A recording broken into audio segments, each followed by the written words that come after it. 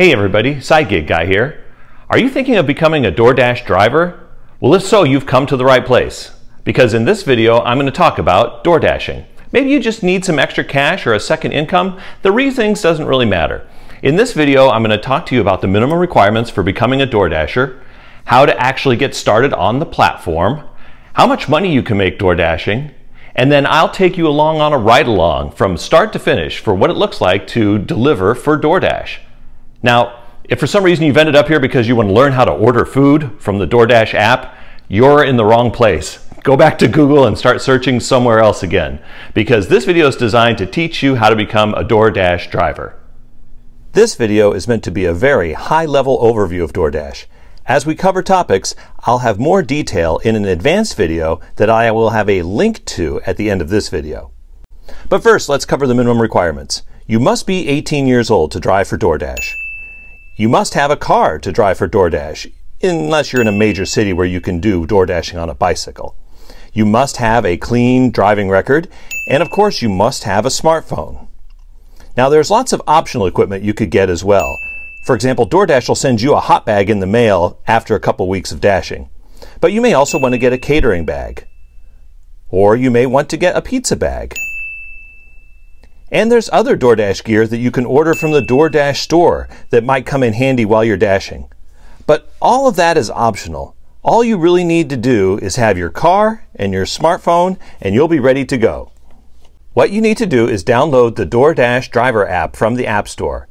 It may be called Dasher when you search. The customer app and the driver app are separate, so make sure you download the right one. Once you're done downloading the app, you'll need to go through the sign-up process. You'll have to provide your personal information, a picture of your driver's license, and a description of the car that you plan on driving for DoorDash. The process shouldn't take that long, probably about 5 or 10 minutes. Unfortunately, once you're done with that, you're probably going to end up on what you like to call the wait list. But don't get discouraged. Sometimes you're only on the wait list for a week or so, and then you'll be out driving. Once you are off the wait list and you are ready to hit the road, when you start the app, you will need to set up a schedule. When you work and for how long you work is dependent on where you are geographically when you start the app. This is because DoorDash's delivery area is divided into zones.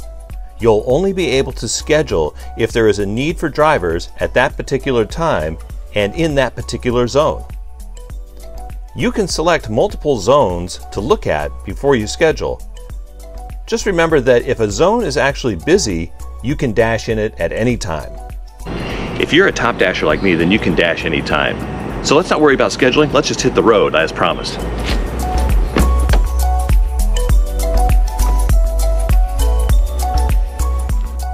Depending on where you live and where you're going to be door dashing, you can either be paid by the order or by the hour. But since being paid by the hour isn't available in all areas, let's start with being paid by the order. Also, I'll explain in the advanced video the pros and cons of each method.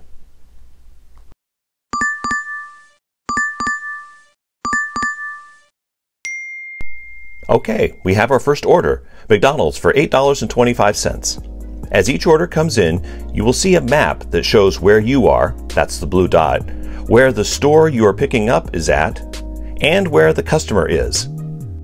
Below the $8.25, you will see the number of miles and the expected delivery time. You have the absolute power to accept or decline each order that comes in from DoorDash. Declining orders will never get you punished or removed from the DoorDash platform. However, there are advantages to having a high acceptance rate, which I will discuss in the advanced video. In the advanced video, I will also describe the economics of what factors make offers worth accepting or declining. But for now, let's just accept this offer. Okay, so you've just accepted your first DoorDash offer. What's the first thing that you do? Well, you'll notice on the screen at the bottom, there's a button that says directions. If you click that button, it will route you to where you need to go. And then you just click go, and the GPS in your phone will tell you exactly where you need to go. You can use the GPS that's built right into the DoorDash app, or you can use Apple Maps or Google Maps, whatever you're more comfortable with.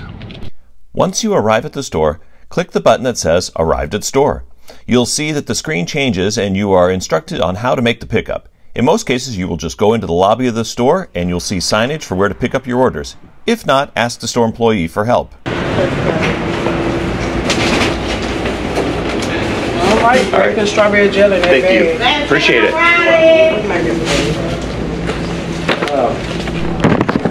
After you have the order in your possession, you confirm in the app that you have picked up the order, and you will notice the screen changes again. Now the DoorDash app will direct you to the customer.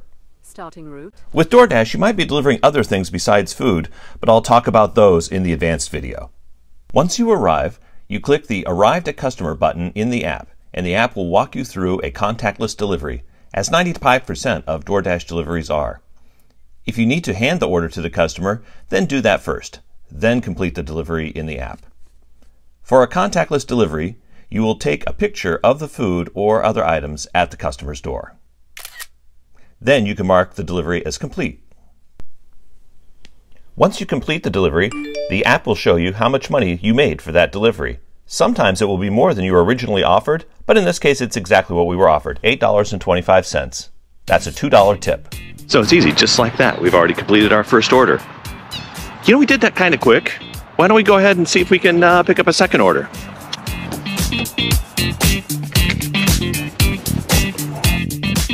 This time, let's get paid by time versus by the order. While not available in all markets, dashing by time can have its advantages, but I'll discuss those in the advanced video. Well, here's our first offer, dashing by time.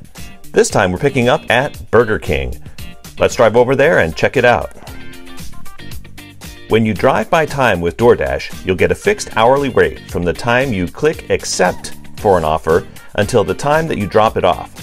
You don't get paid for just driving around if you don't have an order on board. You only get paid that fixed hourly rate while on a delivery. You do, however, get to keep all of your tips. And on this order, we got a $3 tip in addition to the base pay. So we made around $16 and we worked about an hour and we drove about 25 miles. Now, if your car gets 25 miles to the gallon, you're going to need about a gallon of gas. So figure in how much a gallon of gas costs where you live. That pretty much is going to be how much you made for the day after you buy your gas. There are things like self-employment tax and other things that you should probably cover, but I'll talk about those in the advanced video. And that's how you DoorDash. It's actually real simple. It's just as simple as I showed you in the video. And I know it can seem a little intimidating maybe your first time out, but trust me, give it a try and you'll like it. Now, I referenced an advanced video a lot in this. If you'd like to watch that advanced video, just click right up here and it has all the things that I referenced in this easy video.